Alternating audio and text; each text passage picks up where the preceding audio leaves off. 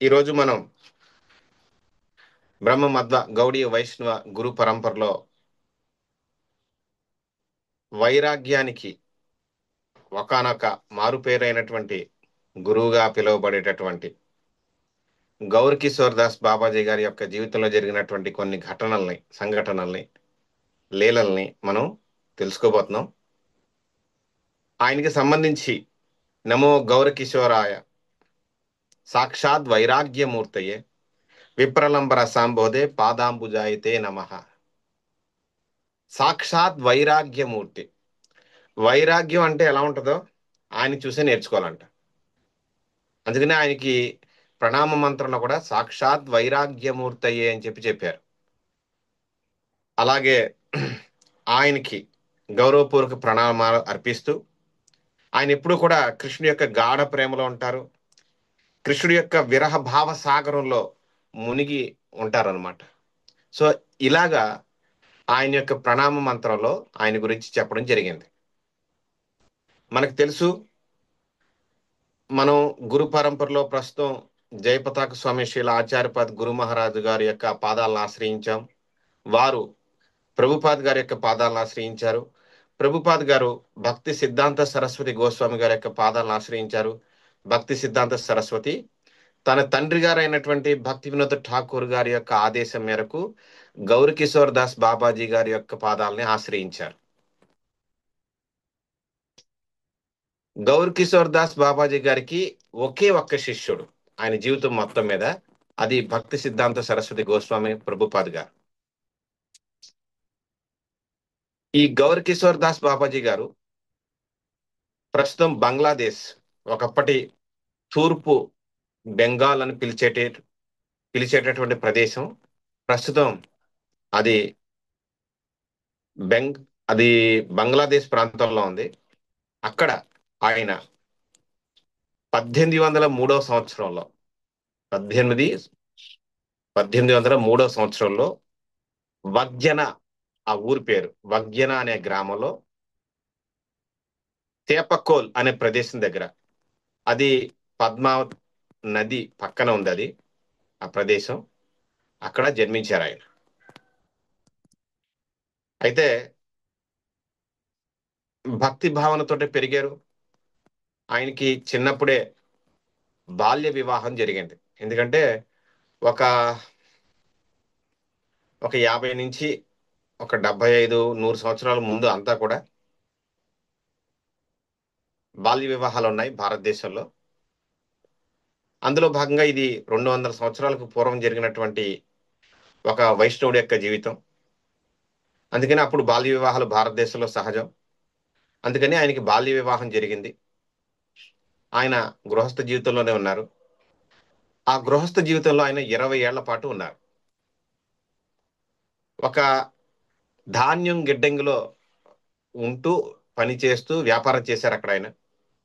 అయితే గృహస్థ జీవితంలో ప్రవేశించిన తర్వాత 20 సంవత్సరాలకి, వివాహం అయిన 20 సంవత్సరాలకి ఆయన యొక్క భార్య శరీరం వదిలేశారు. దాంతో ఆయన తన గృహస్థ కార్యక్రమాలన్నీ వదిలేసి ఆయన బృందావనానికి వెళ్ళిపోయారు.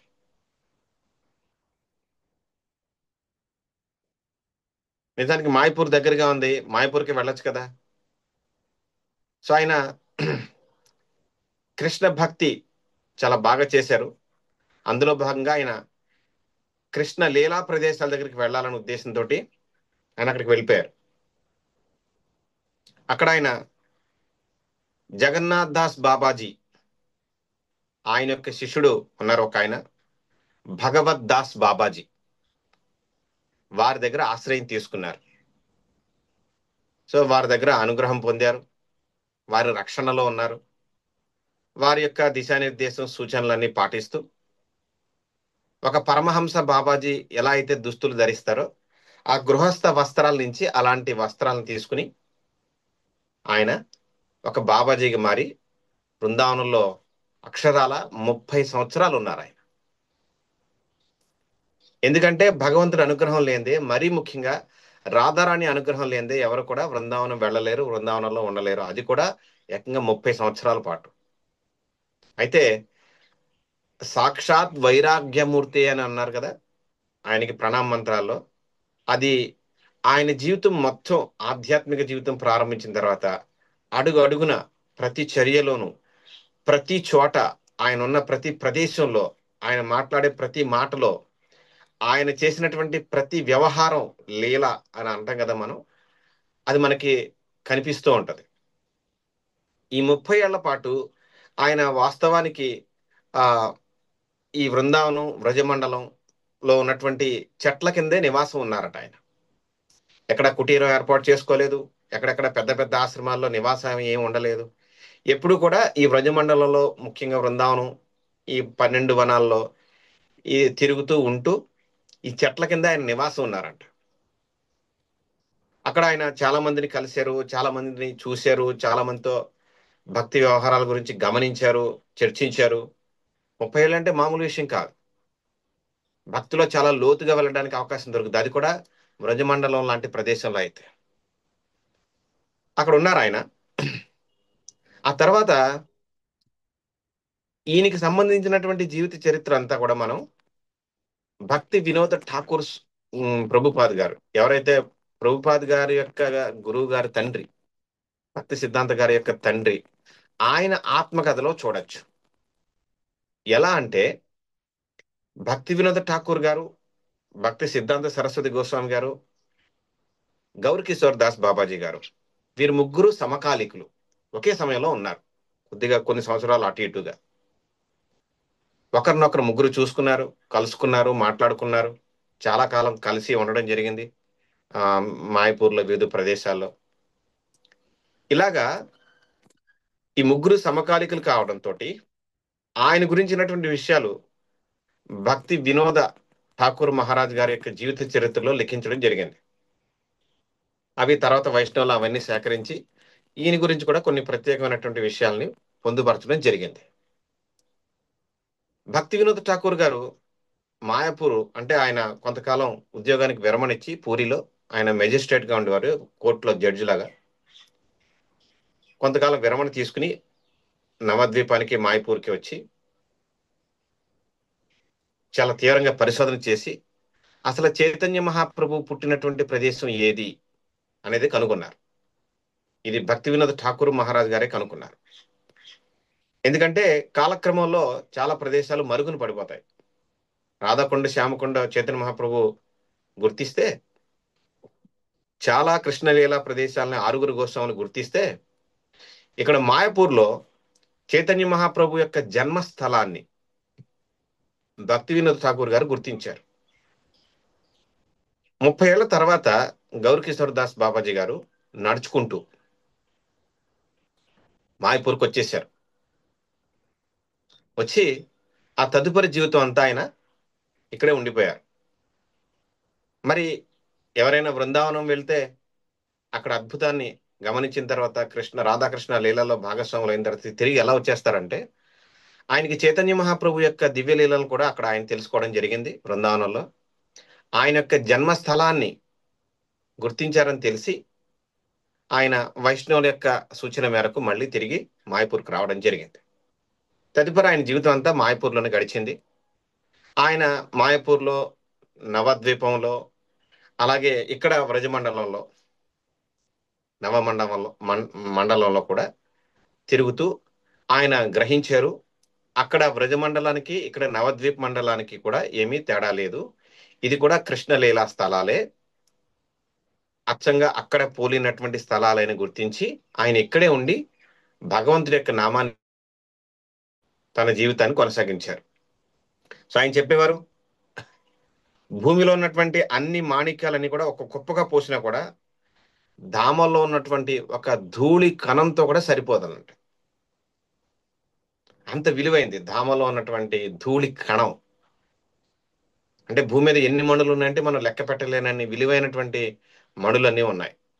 అవన్నీ ఒక కుప్పగా పోగేసినా కూడా ధామంలో ఉన్న ఒక ధూళి కణంతో కూడా సరిపోదు అని చెప్పేవారు ఆయన.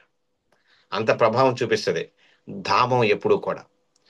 ధామంలో భగవంతుడు ఉన్నా లేకపోయినా, అంటే లేకపోవడం అంటూ ఉండదు, భగవంతుడు ఎప్పుడూ ఉంటాడు ధామంలో. ఆయన శుద్ధ భక్తులు కూడా ఎప్పుడు అక్కడ ఉంటారు. ఒకవేళ వాళ్ళు తిరోభావం చెందినా కూడా వాళ్ళ యొక్క సమాధి మందిరాలు అక్కడ ఉండి ఆ సమాధి మందిరం నుంచి వాళ్ళు ప్రభావాన్ని చూపిస్తూ ఉంటారు. భగవంతుడికి మరణం ఉండదు. ఆయన భగవంతుడు గనక ఆయన ఎప్పుడూ ఉంటాడు చూడగలిగే కన్నులకి. కనుక భగవంతుడు ఆయన శుద్ధ భక్తుల యొక్క ప్రభావం ధామంలో ఎప్పుడూ పనిచేస్తూ ఉంటుంది. అందుకనే ఆయన ఈ మాట చెప్పేవారు అనమాట.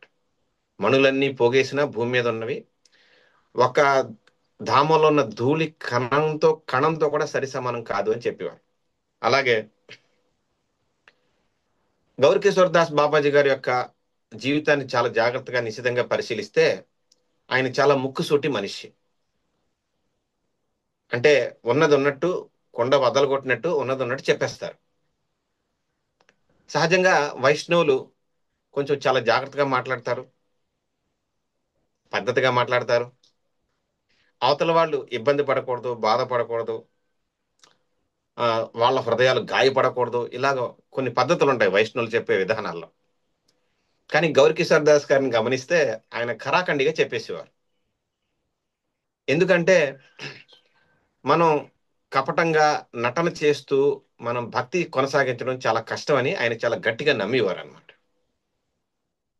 భక్తి చాలా విలువైంది. ఈ భౌతిక ప్రపంచంలో అత్యంత విలువైన ఏమైనా ఉందంటే అది భక్తి, భక్తుడిగా ఉండడం.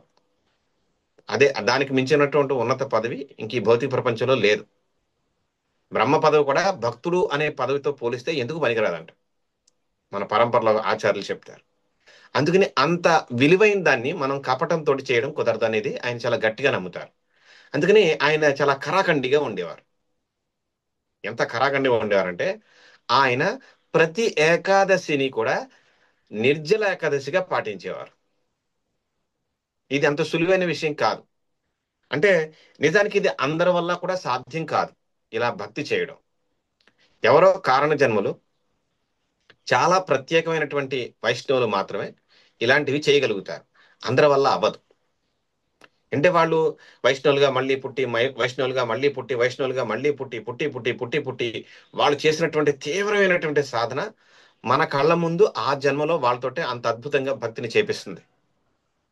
బహునాం జన్మానం అంతే అన్నట్టుగా అంత తీవ్రతతో చేయగలిగే సామర్థ్యం వాళ్ళు కలిగి ఉంటారు. చాలా కఠోరంగా వాళ్ళు భక్తిని సాధన చేస్తారు. ఎందుకంటే భక్తి విలువ వాళ్ళకి సంపూర్ణంగా తెలిసి ఉంటది. అందుకని ఆ విషయంలో వాళ్ళు రాజీ పడరు, నో కాంప్రమైజ్. అందుకని ఏకాదశి చాలా విలువైంది అన్న విషయం అర్థం చేసుకుని ఆయన ప్రతి ఏకాదశిని నిర్జల ఏకాదశిగా చేసేవారట. అంత తీవ్రంగా చేసేవారు. ఆహారం విషయంలో చాలా కట్టుబాట్లు కలిగి ఉండేవారు. కృష్ణుడికి నైవేద్యం పెట్టంత తీసుకోరు, ఎక్కువ రుచికరమైనటువంటి ఆహారాలు తీసుకోరు. ఉం? చాలా సాదాసీదా సాక్షాత్ వైరాగ్యమూర్తయే అని ఎందుకు ఆయనకి ఇచ్చిన ప్రణామ మంత్రం ఆయన పేరు పెట్టారంటే ఆ మాటని వైరాగ్యానికి ఆయన అడ్రస్ అన్నమాట. ఎందుకంటే ఈ భౌతిక ప్రపంచంలో మనం భోగించడానికి చాలా విషయాలు ఉంటాయి. మనకి వైరాగ్యం నచ్చదు నిజానికి. సాధ్యమైనంత ఎక్కువ భోగించాలని చూస్తాం. శరీరాన్ని చాలా ఆ సౌకర్యాలతో ఉంచడానికి ప్రయత్నం చేస్తాం. వైరాగ్యానికి సౌకర్యానికి పొసగదు. ఇది రెండు భిన్నమైనటువంటి వ్యవహారాలు అన్నమాట. ఆయన దాన్ని తీసుకున్నారు. ఆయన బృందావనం ఉన్నప్పుడు చెట్ల కింద ఉన్నారు. అదే మాయపూర్ వచ్చిన తర్వాత ఆయన ఒక చిన్న కుటీరం ఏర్పాటు చేసుకున్నారు. పూరి పాకలాగా ఏర్పాటు చేసుకుని దాంట్లో ఉండేవారు. సో కాలం గడుస్తున్నప్పటికీ ఆ తాటాకులన్నీ కూడా అవి నాశనం అవుతా ఉండేవి. ఆ రంధ్రాల నుంచి నీరు పడతా ఉండేది. ఆయన ఒక గొడుగు పెట్టుకుని దాని కింద కూర్చొని జపం చేసుకుంటూ ఉండేవారు అంట. చాలా సాదాసీదా జీవనం గడిపేవారు. నిజానికి ఆయన కావాలనుకుంటే ఆయనకి సౌకర్యాలు కనిపించడానికి చాలా మంది ఉన్నారు. ఆయన ఒక బాబాజీగా గుర్తించి ఆయనకి ఎన్నో ఇవ్వడానికి చాలా మంది ముందుకు వస్తారు. కానీ ఆయన దాన్ని అంగీకరించేవారు కాదు. భక్తి ఎప్పుడు కూడా చాలా సాదాసీదాగానే ఉండాలి. సౌకర్యాలు ఉంటే మనకి సుఖం పెరుగుతుంది తప్పితే భక్తి పెరగదు, ఇబ్బంది వస్తుంది, చేయలేం. అందుకని ఈ విషయాన్ని గమనించి ఆయన తన వైరాగ్యమూర్తి అన్న నామాన్ని సార్థకం చేసుకునేవారు. సో ఆయన దగ్గరికి మనం చూస్తే ఆయన జీవితంలో ఆయన 1803 సంవత్సరంలో ఈ భౌతిక ప్రపంచానికి వచ్చారు. అలాగే 1915 సంవత్సరంలో నవంబర్ 16 ఆయన శరీరం వదిలేశారు. కృష్ణ లీలల్లోకి వెళ్ళిపోయారు గోలోకానికి. 1803 అలాగే 1915 చాలా సుదీర్ఘ కాలం పాటు ఆయన జీవించారు. అలాగే భక్తి కూడా చేశారు. ఏంటి అంటే భగవంతుడు లీలలు చాలా మనకు విస్తారంగా ఉంటాయి. శుద్ధ భక్తుల యొక్క జీవితంలో జరిగే సంఘటనలు కూడా మనకు అలాగే చాలా విస్తారంగా లీలలుగా మనకి కనిపిస్తూ ఉంటాయి. ఈ సుదీర్ఘ కాలంలో భక్తి చేసినటువంటి కాలంలో ఆయన ద్వారా లాభ పొందాలని ఎవరైనా ప్రయత్నం చేసినా, ఆయన పేరు చెప్పి ఎవరైనా రకరకాలైనటువంటి కార్యక్రమంలో పాల్గొన్నా కూడా ఆయన ఒప్పుకునేవారు కాదు. కొంతమంది ఆయన శిష్యుడిగా కొంతమంది చెప్పుకున్నారు, ఆయన ఒప్పుకోలేదు. అసలు నేనే సరైన శిష్యుని కాదు. ఆ నేను శిష్యుని ఎందుకు తీసుకుంటాను అని చెప్పి ఖండించేవారు ఆయన. నేను సరైన గురువుని కాదు, సరైన శిష్యుని కాదు. మళ్ళీ నాకు శిష్యులు ఎందుకు అనేవారు ఆయన. సో నిజానికి ఆయన ఎవరికి శిష్యుడికి ఇవ్వలేదు. కానీ భక్తి వినోద్ ఠాకూర్ మహారాజ్ గారు ఆయన యొక్క గొప్పతనాన్ని గుర్తించి భక్తి సిద్ధాంత సరస్వతి గారిని నువ్వు ఖచ్చితంగా అంటే తన కుమారుణ్ణి నువ్వు ఖచ్చితంగా గౌర్ కిషోర్ దాస్ బాబాజీ గారి దగ్గర నువ్వు దీక్ష తీసుకోవాలని చెప్పారు. మనకు తెలుసు ప్రభుపాద లీలామృతం కూడా మనం చూడటం జరిగింది. ఆయన గౌర్ కిషోర్ దాస్ బాబాజీ గారి దగ్గరికి వెళ్ళి దీక్ష అడగడం, ఆయన దానికి నిరాకరించడం, మళ్ళీ ఇంకొక రోజు రావడం, ఆయన రేపు చూద్దాంలే అనడం, ఇలా జరుగుతూ ఉండేది. మూడో రోజు రావడం, మీరు ఎందుకు ఇలా చెప్తున్నారు? ఈవెన్ రామానుజాచార్యుల వారికి కూడా దీక్ష ఇవ్వడానికి వాళ్ళ గురువు గారు ఇలాగే ఒక 15-18 సార్లు తిప్పారు. మీరు నన్ను అలా తిప్పుతారా ఏంటి? మీరు ఖచ్చితంగా నన్ను శిష్యుడిగా అంగీకరించాల్సిందే. మీరు కనుక నన్ను మీ శిష్యుడిగా అంగీకరించకపోతే నాకు మరణం తప్పించి వేరే దారి లేదని చెప్పేసి ఆయన చెప్పడం. ఎందుకని? అతను ఎంత పండితుడో తెలుసు, వాళ్ళ నాన్నగారి గురించి తెలుసు, భక్తి సిద్ధాంత సరస్వతి గురించి కూడా ఆయనకు తెలుసు. కానీ మనం ఎందుకు ఇవ్వలేదంటే, సో గురువులు కొన్ని పద్ధతులను పాటిస్తూ ఉంటారు, శిష్యుల యొక్క తీవ్రతను పరిశీలిస్తూ ఉంటారు, ఎంత తీవ్రంగా ఉన్నారు భక్తి చేయడంలో అని. ఆయన తనను తాను అనుకునేవారు అనమాట. ఈ అబ్బాయి భక్తి వినోద్ ఠాకూర్ గారి అబ్బాయి చాలా పండితుడు, చాలా బాగా చదువుకున్నవాడు, నాకు అసలు చదువు లేదు, నాలాంటి నిరక్షరాస్యుడి దగ్గర ఇంత పండితుడు దీక్ష తీసుకోవడం ఏంటి? ఇదేమి అంత అనుకూలంగా ఉండదు, బాగుండదు చెప్పుకోవడానికి, వద్దులే అని అనుకునేవారు ఆయన. కానీ తండ్రి గారి ఆదేశం మేరకు గౌర్ కిషోర్ దాస్ బాబాజీ గొప్పతనం తెలిసినటువంటి భక్తి సిద్ధాంత నేను మీ దగ్గర మాత్రమే తీసుకుంటా దీక్ష, ఇది మా నాన్నగారు నాకు ఇచ్చినటువంటి సూచన అంతే, మీరు తప్పితే నాకు ఎవరో దీక్షా గురువు కాదని చెప్పి పంతం పట్టి మరి ఆయన దగ్గర దీక్ష తీసుకున్నారు. అలా గౌర్ కిషోర్ దాస్ గారికి ఉన్న ఒకే ఒక్క శిష్యుడు భక్తి సిద్ధాంత సరస్వతి. జీవితంలో ఒకే ఒక్క శిష్యుడు కలిగినటువంటి గురువు అనమాట. కానీ ఎంత ప్రభావం చూపించారు చూడండి. గురువు యొక్క ప్రభావం శిష్యుడి మీద ఉంటది. శిష్యుడు తన గురువు గారి యొక్క పరంపరని, ఆయన కోరికల్ని, భక్తి చేసే విధానాన్ని చాలా తప్పనిసరిగా పాటించాలి. అలా పాటించినటువంటి ఏ శిష్యుడైనా విజయం సాధిస్తారని చెప్పడానికి వీళ్ళు ఒక ఉదాహరణకి ప్రభుపాద్ గారి యొక్క చాలా మంది శిష్యులు అలా పాటించారు, ఇవాళ ఇంత పెద్దది చేశారు ఇస్కాన్ని. అలాగే గౌర్ కిషోర్ దాస్ గారి యొక్క శిష్యుడైనటువంటి భక్తి సిద్ధాంత తన గురువు గారి లాగా చాలా తీవ్రమైనటువంటి భక్తిని చేశారు. ఆయన 64 మఠాలు పెట్టారు. ఆయన నుంచి ప్రేరణ పొంది అభయ్ చరణ్ గారు, ప్రభుపాద్ గారు, ఆయన 108 కేంద్రాలని, ఇస్కాన్ కేంద్రాలను ఏర్పాటు చేశారు. ఇలాగా వాళ్ళ యొక్క భక్తి తీవ్రతను బట్టి గురువు నుంచి శక్తి వస్తుంది వాళ్ళకి.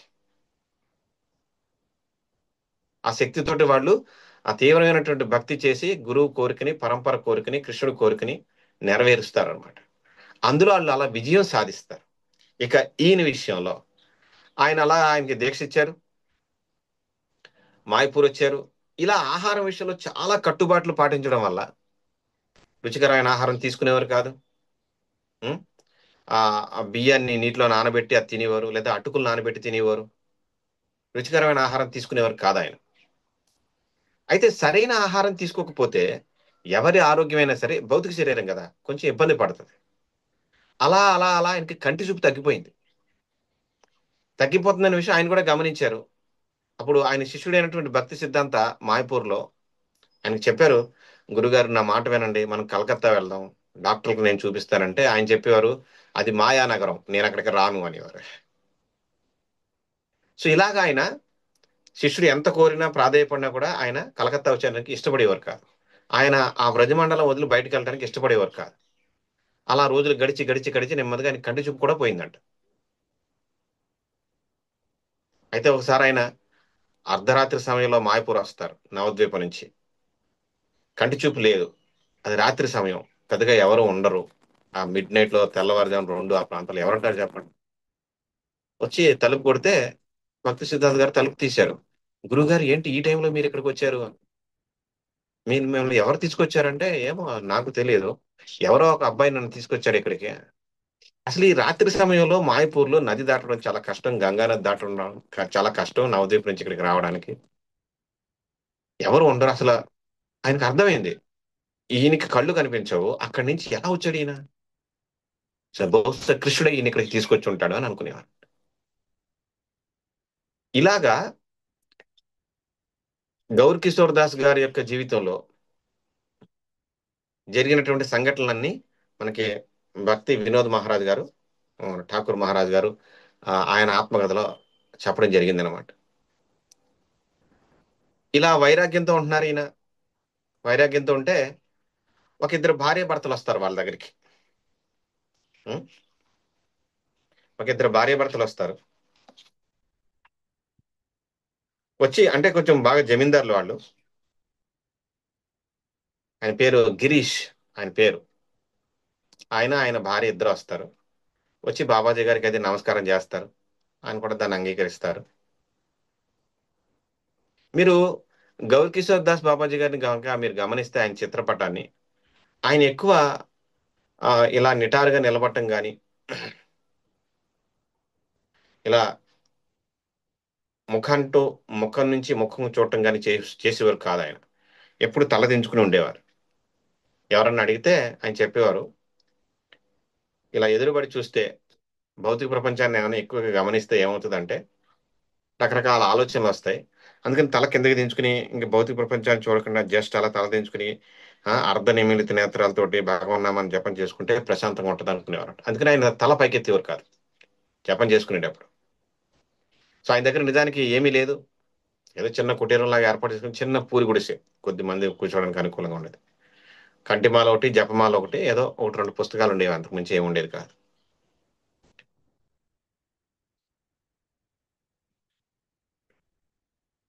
ఈ గిరీష్ అన్న ఆయన వచ్చారు ఒక రోజు. కొంచెం డబ్బున్న జమీందార్ ఆయన. ఆయన భార్య వచ్చారు. వాళ్ళు చూశారు. బాబాజీ మీరు అనుమతిస్తే మీకు మంచి ఆ, టాయిలెట్ అది ఏర్పాటు చేస్తాం. మంచి రూమ్స్ అవి ఏర్పాటు చేస్తాం. మంచి భవనం మీరు ఉండడానికి సౌకర్యవంతమైన భవనం మేము కట్టించేస్తామని అడిగారు అనమాట. ఆయన భార్య ముఖ్యంగా అడుగుతుందన్నమాట, ఏంటి ఇలా ఉన్నారు ఈ బాబాజీ అని చెప్పేసి. సో ఆయన దానికి అంగీకరించలేదు. ఉం? నాకేం కష్టం లేదు ఇక్కడ, కానీ ఒకటి మాత్రం చాలా కష్టంగా ఉంది. మీరు నాకు సహాయపడటానికి సిద్ధంగా ఉంటే అదేంటో చెప్తాను. చాలా మంది స్వార్థంతో నన్ను ఇక్కడ కలవడానికి వస్తూ ఉంటారు.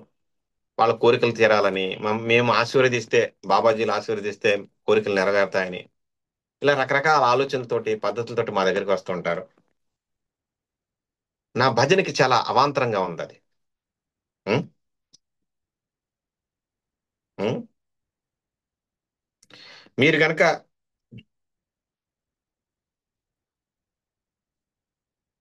మీ మరుగుదొడ్డి కనుక నాకు నివాస స్థానంగా ఇస్తే నేను అక్కడ ఉంటాను అంటాడు ఆయన.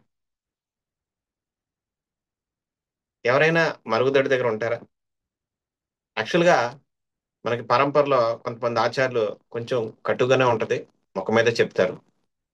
ఈ భౌతిక ప్రపంచాన్ని మరుగుదొడ్డితో పోలుస్తారు. ఎందుకంటే మరుగుదొడ్డిలో సుగంధం రాదు, దుర్గంధం వస్తుంది. మరుగుదొడ్డిలో ఎవరో కూడా 5-10 నిమిషాలకు మించి ఎక్కువసేపు ఉండడానికి ఇష్టపడరు. అలాగే ఇక్కడ మనకి సుఖము దుఃఖం అని రెండు పేర్లు చెప్పినప్పుడు కూడా సుఖం కన్నా దుఃఖం ఎక్కువ ఉంటది. ఇక్కడ సుగంధం కన్నా దుర్గంధమే ఎక్కువ ఉంటది. అందుకని మనం సుఖాలయం కావాలనుకుంటే భగవద్ధామానికి వెళ్ళిపోవాలి, దుఃఖాలయం కావాలనుకుంటే ఇక్కడ ఉండాలి. అందుకని దీన్ని అలా పోల్చారు. ఇది మరుగుదొడ్డని కాదు, ఆ రకమైన భావంతో ఉండేది. వాళ్ళకి ఇక్కడ ఉండడం ఇష్టం లేదు. ఇది ఎలాంటి ప్రమాదకరమైన ప్రదేశం వాళ్ళకి తెలుసు అనమాట. మీరు అలాంటి ప్రదేశం ఒకటి నాకు ఇస్తే నేను అక్కడ ఉండి చక్కగా జపం చేసుకుంటాను. ఎందుకంటే అక్కడికి ఎవరు రారు నా దగ్గరికి అంటాడు ఆయన. మరుగుదొడ్డి దగ్గరికి ఎవరు వస్తారు చెప్పండి? సరే అయితే మీరు కోరారు కదా, మీకు కావాల్సిన విధంగా మేము ఏర్పాటు చేస్తాం. ఆ పక్కనే గదులు కూడా ఉంటాయి, కావాలంటే మీరు అందులో ఉండొచ్చు అనేది చెప్తారన్నమాట. యాక్చువల్గా ఎవరైనా ధనవంతులు ఏదైనా ఇవ్వడానికి వస్తే ఆయన తీసుకోవడానికి సుముఖంగా ఉండేవారు కాదనమాట. ఎందుకంటే భగవద్భక్తుల యొక్క లీలలు సాధారణ వ్యక్తులకు అర్థం కావు. జనరల్గా గృహస్థులు అన్ని సౌకర్యవంతంగా ఉంచుకోవడానికి ఆలోచిస్తూ ఉంటారు. సాధువులు కూడా అలాగే ఉండాలి కదా అన్న భావనలో వాళ్ళు ఉంటారన్నమాట. నిజానికి సాధువులు అలా ఉండరు. పైగా వైరాగ్యం, సాక్షాత్ వైరాగ్యమూర్తి ఆయన. ముందే వైరాగ్యం ఎక్కువ. ఆయన అలాంటి ఆయన ఎలా ఉంటారు అలాగా? ఉండనే ఉండరు. అందుకని చెప్పి మీరు ఇలా నాకు ఏమైనా ఫెసిలిటీ ఇస్తే, నిజానికి ఆయన అలాంటి చోట్లకు ఉండే జపం చేసుకునేవారు కూడా. ఓ ఆ సమయాల్లో, ఆ సంవత్సరాల్లో, ఆ కాలాల్లో ఈ బహిర్భూములన్నీ బయట, ఊరు బయట ఉండేవి అనమాట. మరుగుదొడ్లని. అలాంటి చోట కూర్చొని జపం చేసుకునేవారు ఆయన. ఎవరు ఆయన డిస్టర్బ్ చేయకుండా ఉండాలని. ఆయన సాధనని ఎవరు ఇబ్బంది పెట్టకూడదు అనేది ఆయన ఉద్దేశం అనమాట. సో ఇలాగ చెప్పేవారు. సో వాళ్ళకి అర్థమయ్యేది ఈయనకి లగ్జరీ అంటే సౌకర్యాలతో కూడుకున్నటువంటి స్థితి అవసరం లేదు, కోరుకోవట్లేదు ఈయన అని అర్థమయ్యేలాగా వాళ్ళకి చెప్పేవారు ఆయన. ఇది కాక ఆయన జీవితంలో చాలా మంది ఆయన దగ్గరికి వచ్చేవారు. ఓకే. సంవత్సరాలు సంవత్సరాలు కూడా సాధన చేస్తున్నారు, చాలా మంది వస్తారు కదా. ఒకసారి ఆయన దగ్గరికి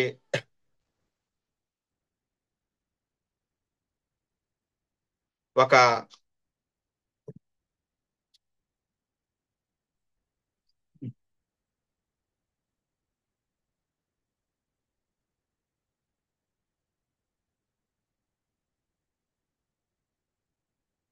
బ్రహ్మచారి వచ్చాడు. అయత్న పుణ్య అతని పేరు. మీ సాంగత్యంలో భజన చేసి నేను నా భక్తి సాధనని పెంచుకోవాలనుకుంటున్నానని చెప్పాడు అతను. జనరల్ గా సాధువులు యాక్సెప్ట్ చేస్తారు. కానీ ఈ గౌర్ కిషోర్ దాస్ బాబాజీ మహారాజ్ యొక్క ప్రత్యేకత ఏంటంటే ఆయన ఎవరినన్నా చూశారంటే టక్మన్ వాళ్ళ గురించి చెప్పేసేవారంట. ఇతని ప్రవర్తన ఇది, ఇతని ఉద్దేశం ఇది. అంటే ఫేస్ రీడింగ్ అంటారు కదా. ముఖ కవళికలను బట్టి ముఖం చూసి వాళ్ళ భావాలు ఎలాంటియో చాలా సులువుగా తొందరగా పసిగట్టేసేవారంట. అంటే కొన్ని కొన్ని సందర్భాల్లో ముఖం మీద చెప్పేవారు, కొన్ని కొన్ని సందర్భాల్లో పరిస్థితి అర్థం చేసుకున్న తర్వాత అవతల వాళ్ళందరికీ అర్థం అయ్యాక చెప్పేవారు. ఈ అయత్న పుణ్య అనే బ్రహ్మచారి వచ్చాడు. ఉం? ఆయనకి చెప్పారు, నువ్వు నా సాంగత్యం ఉండాలనుకుంటే మంచిదే ఉండు, కానీ వైష్ణవుల పట్ల అపరాధాలు చేయకు అని చెప్పేవారు ఆయన. ఎందుకంటే అది చాలా ప్రమాదకరమైంది. అయితే అపరాధాలు చేయకుండా జపం చేయడానికి ప్రయత్నం చేయని చెప్పారు. బట్ అతను అది పాటించలేదు. ఎక్కడో ఏదో కార్యక్రమం జరుగుతుందని తెలిసి బాబాజీ గారికి చెప్పకుండా అతను అక్కడికి వెళ్ళిపోతాడు. అక్కడ ఎవరో ఏదో కార్యక్రమం జరుగుతూ ఉంటది. ఈవెందో అది భగవత్ కార్యక్రమం అయినప్పటికీ కూడా అక్కడ భజనలో పాల్గొంటాడు. ఆహార నియమాలు చాలా బాగా పాటించాలి భక్తులు ఎదగాలంటే అని చెప్పారు గురువు గారు, బాబాజీ గారు. కానీ ఇతను ఆ రోజు వాళ్ళు పెట్టినటువంటి మంచి మంచి రుచికరమైనటువంటి, అక్కడ ఏదో సత్సంగం జరుగుతూ ఉంటది, బాగా తినేసి వాళ్ళు ఏదో కొత్త కర్తాలం ఇస్తే అది తీసుకుని వచ్చి బాబాజీ గారితో కూర్చుని మర్నాడు ఆ కర్తాలు కొడతా ఉంటాడు, కొత్త కర్తాలంతో భజన చేస్తూ ఉంటాడు.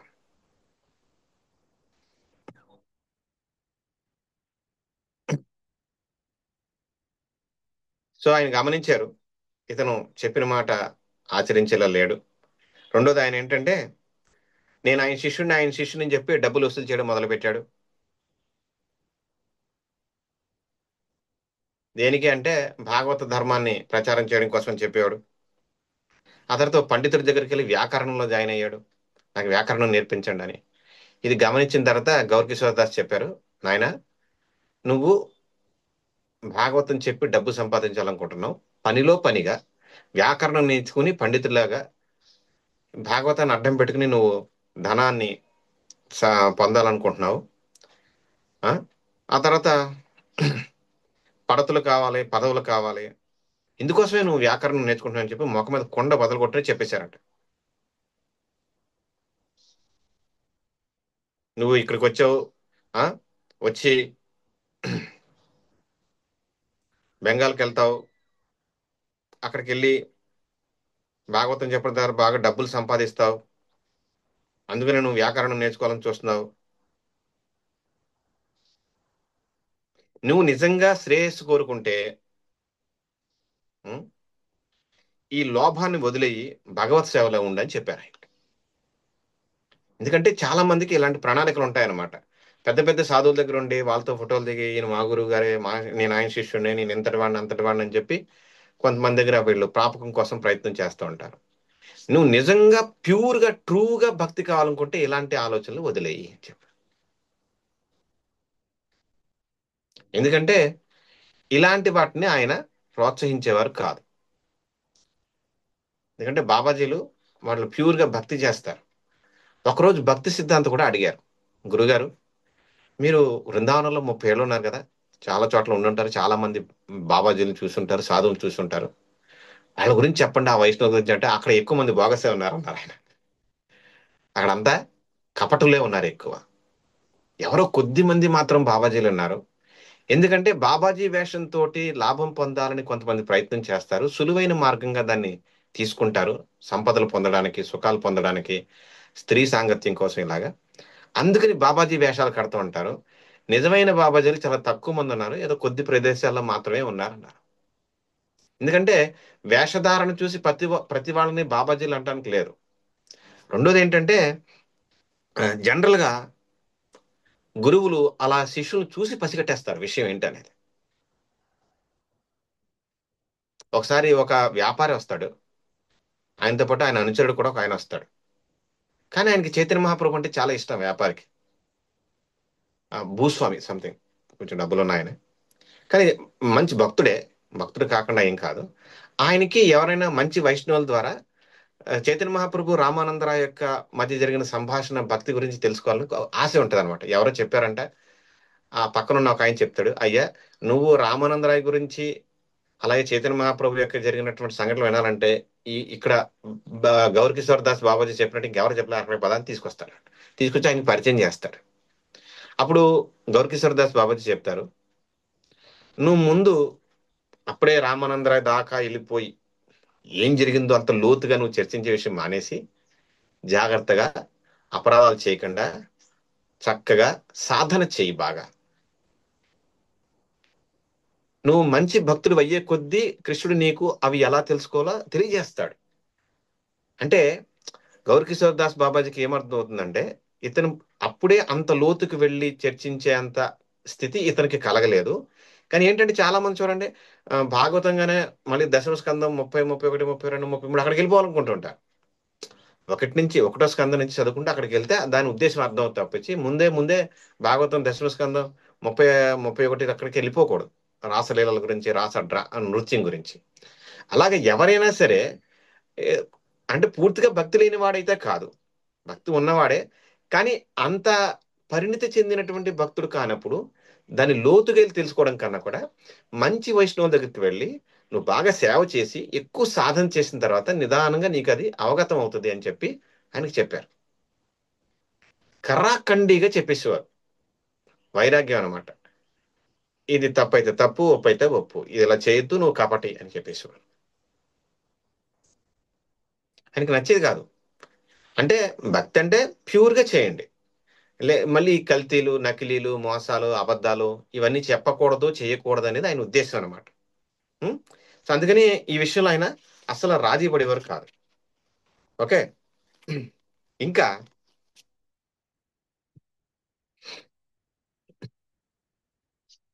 ఎప్పుడైతే మనిషి భక్తుల సాంగత్యంలో ఉంటారో, భగవంతుని లీలలు వింటాడో, అప్పుడే మాయ నుంచి బయటపడతారు.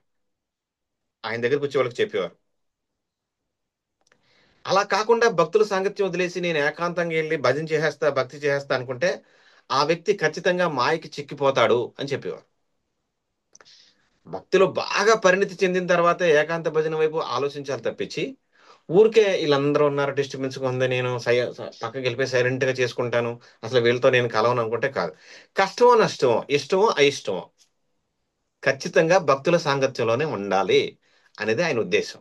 ఎందుకంటే ఆయన అలా 30 ఏళ్ల పాటు చేశారు అక్కడ బృందావనంలో. అందులో కపటే ఉన్నారు, మంచి వాళ్ళు ఉంటారు, అన్ని కాలాల్లోనూ మోసగాళ్ళు ఉంటారు, మంచి వాళ్ళు ఉంటారు. సో అది గుర్తించడమే ఒక గొప్ప కళ. సో మనం జాగ్రత్తగా విని సరైన సాధువుల ద్వారా నమ్మి చాలా గట్టిగా దానికోసం నిలబడితే కృష్ణుడు మనకు బలమైన సహాయ సహకారాలను అందిస్తాడు. మనం కపటంగా ఉండి కపటం వాళ్ళ దగ్గరికి వెళ్తే ఇంకా మన భక్తి కూడా కపటంగానే ఉంటది. ఉం? ఎందుకంటే సాధువులు చెప్పేటటువంటి కపట వాక్యాలు వింటే మనసు పాడు చేసుకునే బదులు ఒంటరిగా ఉంటూ భజన చేసుకోవడం మంచిదని అనుకుంటాం మనం జనరల్ గా. ఏ? సో అలా కాదు. ఒక విషయం గుర్తుపెట్టుకో, మాయా పిశాచి మనల్ని ఎప్పుడు కూడా బయటికి లాగడానికి ట్రై చేస్తుంటది భక్తిలోంచి. సో నిజమైన కృష్ణ భక్తులు, నిజమైన శ్రేయోభిలాషులు ఆ, నిజంగా గమనిస్తే బద్ధజీవుడు ఆ ఎప్పుడు కూడా ఈ భౌతిక ప్రపంచంలో పోరాడుతూ ఉంటాడు. ముఖ్యంగా ఒక వ్యక్తి భార్యతో పోరాడుతూ ఉంటాడు. అందుకని ఎక్కువ దుఃఖం అనిపిస్తూ ఉంటాడు. బంధుమిత్రులతో పోరాడుతూ ఉంటాడు. భౌతిక ప్రపంచంతో పోరాడుతూ ఉంటాడు. ఇదేదో ఒక రోజు కాదు, 2 రోజులు కాదు, జీవితం మొత్తం చనిపోయేంత వరకు ఇది జరుగుతూ ఉంటది. ప్రతిరోజు గొడవలే అందరితోటి. ఉం? అయినా వాళ్ళని వదిలేస్తున్నామా మనం? భార్యని, భర్తని, కుటుంబ సభ్యుల్ని, బంధువుల్ని, స్నేహితులు వదిలేస్తున్నామా? గొడవలు పడ్డా ఎలాగో మళ్ళీ సారీలు చెప్పుకుంటున్నాం, సర్దుకుంటున్నాం, మొత్తానికి అలా వెళ్తున్నాం. ఉం? సో సాంగత్యం ఆ, నీకు సాంగత్యం అంటే అసహ్యం కలుగుతుంది అనుకుంటే మాత్రం నువ్వు ప్రమాదంలో ఇరుక్కుంటావు. ఎవరికైనా సరే ఆయన ఇదే చెప్పేవారు.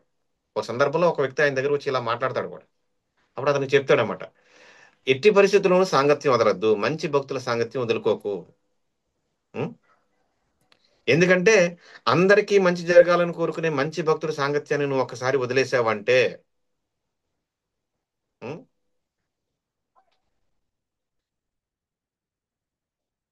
నువ్వు ఇబ్బంది పడతావు.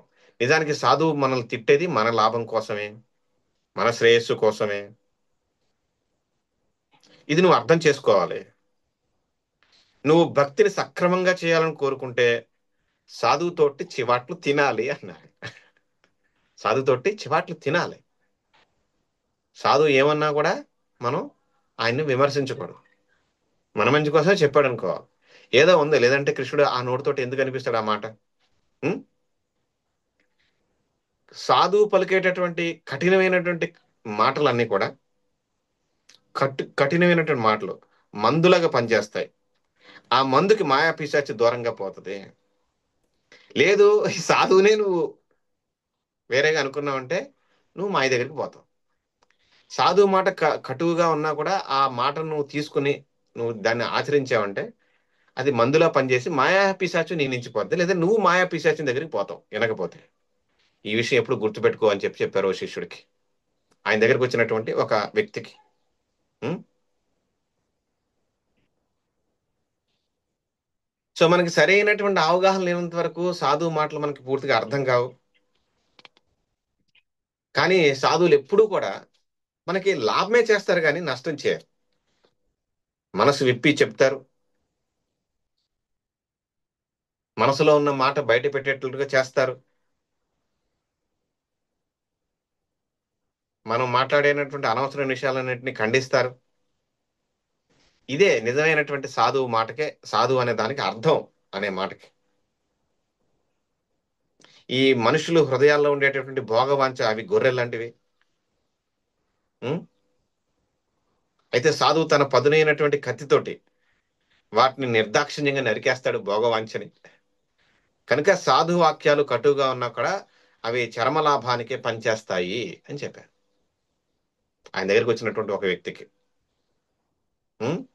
అప్పుడు మనిషి మాయలో పడకుండా కాపాడబడతాడు. ఒకవేళ సాధువు మనిషిని పొగుడుతున్నాడు అనుకోండి, ఆ సాధువు గొప్ప తప్పు చేసిన వాడు అవుతాడు. నిజంగా అతడు తనను ఆశ్రయించిన వారికి శత్రువు అవుతాడు. ఉం? సాధువు గనక మనల్ని ముఖస్తుతి చేస్తే మనం భోగ మార్గంలో వెళ్తామే కానీ నిజంగా భౌతికంగా నిజమైనటువంటి లాభం ఏనాటికి మనం పొందలేము. సాధు సాంగత్యం లేకపోతే ఖచ్చితంగా మనం మాయావశులం అవుతాము. ఇంద్రియాలకి ఆకర్షితులం, ఇంద్రియ భోగాలకు ఆకర్షితులం అయిపోతాము. అందుకని నువ్వు రామానందరాయ్ గురించి, చైతన్య మహాప్రభు గురించి ఇవన్నీ తెలుసుకుంది కానీ తర్వాత, కానీ ముందు ఏం చేయాలి నువ్వు? బాగా సాంగత్యం పొందాలి. ఎందుకంటే అది రామానందరాయ చైతన్య మహాప్రభు సంబంధం ఎలాంటిదంటే కృష్ణుడు అర్జునుడే అలా వచ్చారనమాట. వాళ్ళు చాలా లోతుగా రాధాకృష్ణుల యొక్క లీలల గురించి చర్చించారు, భౌతిక తత్వం గురించి, ఆధ్యాత్మిక తత్వం గురించి. అది చైతన్య చరితామృతంలో మనం చూస్తాం. ఆయన దక్షిణ భారతదేశం కొవ్వూరు అనే ప్రాంతం, రాజమండ్రి దగ్గర గోదావరి దాటిన తర్వాత కొవ్వూరు అనే ప్రాంతంలో ఆయన కలిసి ఈ విషయాలని చర్చిస్తారు. అందుకని భక్తిలో చాలా లోతుగా వెళ్ళి చర్చించాలనుకున్నప్పుడు ముందు సరైనటువంటి సాధువు ద్వారా దిశానిర్దేశం పొందాలి. ఇలా ఉంటే చివరిగా అంటే చాలా సుదీర్ఘమైనటువంటి ఆ భక్తులు ఆయన కలుసుకోవడం చాలా చాలా కథలు ఉన్నాయి. మనకున్న కొద్ది సమయంలో కొన్ని విషయాలు మనం చర్చించుకుంటున్నాను. ఆయన శరీరం వదిలేశారు. ఓకే, చాలా వయసు అయింది, చాలా కంటి చూపు ఆల్మోస్ట్ ఆల్ పోయింది ఆయనకి. ఆ జీవితం మొత్తం ఆయన తర్వాత ఆయన ఒక అంధుడు లాగానే ఉన్నారు ఆయన. నిజానికి ఆయన భౌతిక ప్రపంచాన్ని చూస్తాను కూడా ఇష్టపడేవారు కాదు, ఎప్పుడు తలదించుకునే జపం చేసుకునేవారు. ఎవరో తనను వచ్చి తన భక్తి సాధనని ఇబ్బంది పెట్టకుండా ఉండాలని కోరుకునేవారు. ఏదంటే ఎవరో ఒకరు వచ్చి బాబాజీ నమస్కారం, బాబాజీ హరే కృష్ణ, ప్లీజ్ తలుపు తీయండి బాబాజీ, మిమ్మల్ని మిమ్మల్ని చూడాలి ఇవన్నీ ఆయనకి నచ్చేవి కాదనమాట. ఒకసారి జరుగుతూ ఉంటది. సో అందుకని ఆయన అలా ఉండేవారు. సో ఆయన శరీరం వదిలేశారు. ఓకే, ఇప్పుడు ఆ శరీరం దాన్ని కూడా ఒక వ్యాపారంగా ఉపయోగించుకునే మనుషులు ఉంటారన్న. కొంతమంది వచ్చి ఇది మాకు కావాలి, ఈయన మా ఆశ్రమంలో ఈయనకి సమాధి మందిరం ఏర్పాటు చేస్తాం, మా దగ్గర చేస్తాం, అలా చేస్తాం, ఇలా చేస్తాం, ఈయన రకరకాలుగా మాట్లాడేవారు అంతా. అప్పుడు ఆయనకున్న ఒకే ఒక్క శిష్యుడు భక్తి సిద్ధాంత అక్కడికి రంగాల్లోకి వస్తారు. వచ్చి చాలా మంది పెద్ద గలాటా జరుగుతుంది. ఈయనకి సమాధి మందిరం ఎక్కడ ఏర్పాటు చేయాలి, మా మఠం అంటే మా మఠం లేదు, ఈయన మాకు తెలిసిన మేం చేస్తాం, అలా ఇలా. ఎందుకంటే తర్వాత సమాధి మందిరాన్ని అడ్డం పెట్టుకుని బిజినెస్ చేస్తారు. ఇదే గౌరకిషోర్ దాస్ బాబాజీ గారు దక్షిణ ఇయ్యి" అంటారు. ఇలా కూడా జరగచ్చు. అందుకని దాన్ని అలా కమర్షియలైజ్ చేయాలనే ఉద్దేశాలు చాలా మందికి ఉన్నాయి. ఏ ఆశ్రమంలో పెట్టుకుంటే ఆ ఆశ్రమం వాళ్ళకి లాభం జరుగుతుంది. ఆయన చాలా గొప్ప సాధువు ఆయన. అందుకని సో ఆఖరికి పోలీస్ ఇన్స్పెక్టర్ రావాల్సిన పరిస్థితి వస్తుంది అక్కడికి, ఈ గొడవను ఆపడానికి. అప్పుడు అక్కడికి భక్తి సిద్ధాంతం వస్తారు. గౌరకిషోర్ దాస్ బాబాజీకి ఒకే ఒక్క శిష్యుణ్ణి, అస్కలిత బ్రహ్మచారిని నేనే, ఆయన మీద సర్వ హక్కులు నాకే ఉంటాయి. ఓకే, ఆయన శిష్యుడిగా ఆయనకి ఏం చేయాలని నేనే చేయాలి. లేదు మీరందరూ కూడా రంగంలోకి దిగుతారా, పోలీస్ ఆ ఇన్స్పెక్టర్ ఉంటాడు ఆ పక్కనే. ఆ ఇప్పుడే గత 1 సంవత్సరంగా, గత 6 నెలలుగా, గత 3 నెలలుగా, గత నెలగా, గత 15 రోజులుగా, గత వారంగా, ఆఖరి గత 3 రోజులుగా మైథునం చేయని వ్యక్తి ఎవడన్నా ఉంటే వచ్చి ఆయన ముట్టుకోండి అంటాడు. మీరందరూ సాధువులని చెప్తున్నారు కదా, రండి ఒక్కడొచ్చి ముట్టుకోండి, జాగ్రత్త. అబద్ధం చెప్పి అసత్యం చెప్పి మీరు కనుక ఆయన ముట్టుకున్నారా కాలే బూడిదవుతారా అంటాడు అనమాట. సో అక్కడ ఎవ్వరు ఉండరు, ఒక్కడ ఇన్స్పెక్టర్ అంటారు, స్వామీజీ బ్రహ్మచారి అప్పుడు భక్తి సిద్ధాంతి, మీరు ఏం మాట్లాడుతున్నారు ఇలా అంటే ఎలా మనకు తెలుస్తుంది, ఇది వీళ్ళలో ఎవరు మంచోడు ఎవరు చెడ్డోడు మనకి ఎలా తెలుస్తుంది, మీరేంటి ఇలా అడుగుతున్నారేంటి, ఈ మైదానానికి ఆయన ముట్టుకోవడానికి ఆయనకి చివరి సంస్కారాలు చేయడానికి ఏంటి సంబంధం, ఇలా ఎలా అడుగుతారు మీరు అని అడుగుతారు భక్తి సిద్ధాంతని. అప్పుడు ఆయన మాట్లాడరు, అయ్యా పోలీస్ అధికారి గారు మీరు మౌనంగా ఉండండి చూడండి ఏం జరుగుతుందో అంటాడు ఆయన. చూస్తే ఒక్కొక్కరు ఆశ్రమం వాళ్ళు, లేదంటే అక్కడ ఉన్న వాళ్ళు ఆయన భౌతిక శరీరాన్ని సమాధి మందిరంగా ఏర్పాటు చేస్తానని ఒక్కడు కూడా ఉండరు అక్కడ, అందరూ వెళ్ళిపోతారు. ఆ పోలీస్ ఇన్స్పెక్టర్ ఆశ్చర్యపోతాడు, ఏంటంటే ఇదంతా, వీళ్ళందరూ బాబాజీలు అంటున్నారు, స్వామీజీలు అంటున్నారు, పెద్ద పెద్ద బ్రహ్మచారులు అంటున్నారు, ఆశ్రమాలు అంటున్నారు, మా ఆశ్రమాలను అది చేస్తాం ఇది చేస్తా అంటున్నారు, ఒక్కడో మీరు చెప్పిన సవాలుకి ముందుకు రాలేదేంటి వీళ్ళంతా, ఇప్పటిదాకా ఇక్కడ పెద్ద గొడవ జరుగుతుంది, ఆయన దాన సంస్కారాలు ఆయన సమాధి మందిని ఎవరు ఏర్పాటు చేయాలి పెద్ద తతంగం జరిగిందని నాకు కంప్లైంట్ వస్తే నేను వచ్చాను ఏకంగా ఆఖరిగా ఓ సాధువు కోసం, ఇదేంటి మీరు ఇలా అంటే ఎలా వెళ్ళిపోతున్నారా అని. మీకు అదే అర్థం కదండి, ఇవన్నీ ఇలాగే ఉంటాయి, మీకు తెలియదు, నాకు అర్థమైంది. కొంతమంది ఆయనతో చెప్తారు, ఆయన కోరుకున్నారు గౌరకిషోర్ దాస, ఆయన శరీరం వదిలేసిన తర్వాత చైతన్య మహాప్రభు లీలా ప్రదేశాలు అన్ని చోట్ల నన్ను ఈడ్చుకుని వెళ్ళండి, ఆ ధూళంతా నాకు తగలాలి, అలా ఇలా ఏదో అంటారు. మీరు అవన్నీ ఏమీ మాట్లాడద్దు, నాకు తెలుసు మా గురువు గారి గురించి, ఒకవేళ ఆయన చూడాలనుకుంటే ఆ ప్రదేశాలు చూడాలనుకుని ఉంటారు, లేదంటే ఆ ధూళి తన మీద పడాలని కోరుకుని ఉంటారు, ఇలాగ ఈడ్చుకుని వెళ్ళాలంట రోడ్డు మీద, అది అలా కోరుకున్నారా. సో ఆయన ఒప్పుకోలేదు ఇవన్నీ. గౌరకిషోర్ దాస్ బాబాజీ విషయంలో ఆయన ఇలా ఒప్పుకోలేదు, ఎందుకంటే గురువు చాలా ఉన్నతంగా ఉంటారు. సో ఆ పల్లకిలో మోయాలి, ఇలా ఇలా చేయాలి అలా చేయాలి కానీ.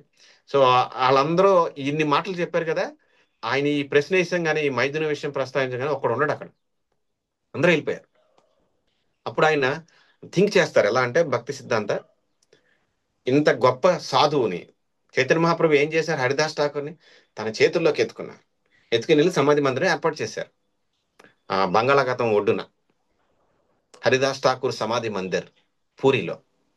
అలాగే ఈయన నాకు ఒక్కడికే గురువు, సంపూర్ణ హక్కులు నాకే ఉన్నాయి ఈయన తాకడానికి, ఈయనకి సంస్కారాలు చేయడానికి, అందుకని నేనే తీసుకెళ్లి చేస్తానని చెప్పేసి ఆయన నా తల మీద పెట్టుకుంటాను మా గురువు గారు అని చెప్పేసి ఆయన భక్తి సిద్ధాంత గారు గౌరకిషోర్ దాస్ బాబాజీ గారిని పల్లకిలో పెట్టి ఆయన్ని తన శిరస్సు మీద పెట్టి మోసి ఆయనకి ఒక ప్రదేశంలో ఒక వ్యక్తి ద్వారా ఒక స్థలం తీసుకుని అక్కడ నది ఒడ్డున ఈ సమాధి మందిరం ఏర్పాటు చేస్తాడు.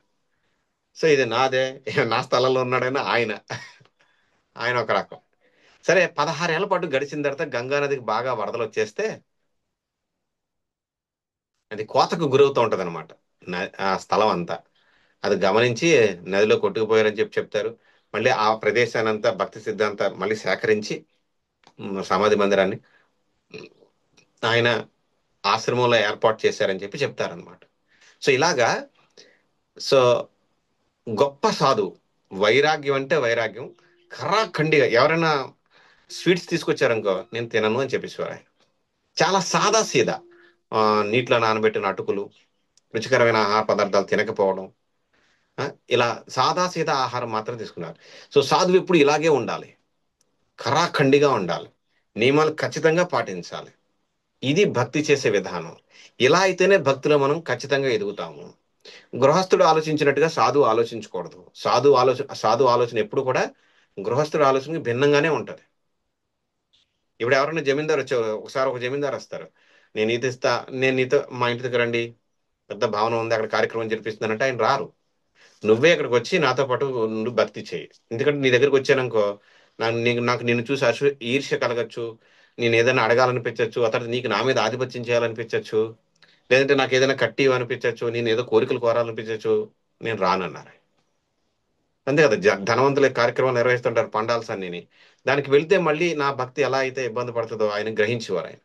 సో అందుకని చాలా చాలా కఠినంగా సాధన చేస్తూ, ఉన్నది ఉన్నట్టు ముఖం మీద మాట్లాడుతూ, చాలా నిఖార్సైనటువంటి సాధువుగా ఆయన వెలుగొందారు. లేదంటే భక్తి వినోద్ ఠాకూర్ మహారాజ్ గారు భక్తి సిద్ధాంతకి తన కుమారుడికి దీక్ష ఇవ్వచ్చు పరంపరలో, నేను నిన్ను శిష్యుడిగా అంగీకరిస్తున్నానని. లేదు లేదు, నువ్వు నా దగ్గర వద్దు, ఆయన దగ్గరే తీసుకో అన్నారు ఆయన. ఎందుకంటే ఆయన 30 ఏళ్ల పాటు బృందావనంలో ఉన్నారు, జీవితం మొత్తం మాయపూర్లోనే ఉన్నారు. భక్తి తప్పించి ఇంకా ఆయనకి ఏం తెలియదు, సింపుల్సిటీ తప్పించి ఇంకా ఆయనకి ఏమీ తెలియదు. అంత అద్భుతంగా ఆయన సాధన చేశారనమాట. అందుకని సాక్షాత్ వైరాగ్యమూర్తయ్యే ఆయన ప్రణామ మంత్రం ఉన్నది. దానికి బెస్ట్ ఎగ్జాంపుల్ గౌర్ కిషోర్ దాస్ గారు. చాలా మంది ఆయన కలిశారు, చాలా సంఘటనలు జరిగినాయి. ఆయన కరాఖండిగా నిఖార్స్గా చెప్పేసేవారు. ఎవరైనా ఏదైనా ఇస్తానన్నా వద్దనివారు, ఏదైనా కట్టిస్తానన్నా వద్దనివారు, ఏదైనా చేస్తానన్నా వద్దనివారు. ఎందుకంటే సాధువులానే ఉండాలి, ఉన్నది ఉన్నట్టు ముఖం మీద చెప్పేయాలి. అంటే ఇది కొన్ని కొన్ని సందర్భాల్లో ఇబ్బంది తెస్తుంది, సాధువు మీద చెడు అభిప్రాయం కూడా తీసుకొస్తుంది. కానీ వాళ్ళు ఏదో అనుకుంటారని కాదు, మన భక్తి నాశనం అయిపోతుంది. అందుకని కొంతమంది చాలా తెలివిగా దాన్ని తప్పించడం, లేదంటే దానికి పాలిష్ చేసి చెప్పడం ఇలా చేస్తుంటారు. బట్ ఆయన ముందే గ్రహించి ఇతను ఇలాంటి వాడు, ఇతను మనతో ఉండడు, ఇతను సరిగ్గా చేయడు అని. అందుకని ఆయన ఎక్కువ మంది శిష్యులు అసలు ఎవరిని శిష్యులుగా అంగీకరించలేదు ఆయన. ఆయన అడ్డం పెట్టుకుని ఎవరైనా మా గురువు గారు అని చెప్పుకోవాలని ప్రయత్నం చేయాలి తప్పించి, అధికారికంగా నాకు ఎవరు శిష్యులు లేరు అసలు. ఒకటే మాట చెప్పు, నేనే సరైన శిష్యుడిని కాదు, నేనే సరైన గురువుని కాదు, నేను ఎందుకు తీసుకుంటాను శిష్యుల్ని అనేవారు ఆయన. కానీ భక్తి సిద్ధాంత పంతం పట్టి పట్టి పట్టి మా నాన్నగారు చెప్పారు తీరాల్సిందే మీరంటే ఇంకా సరైన అంగీకరించారన్న.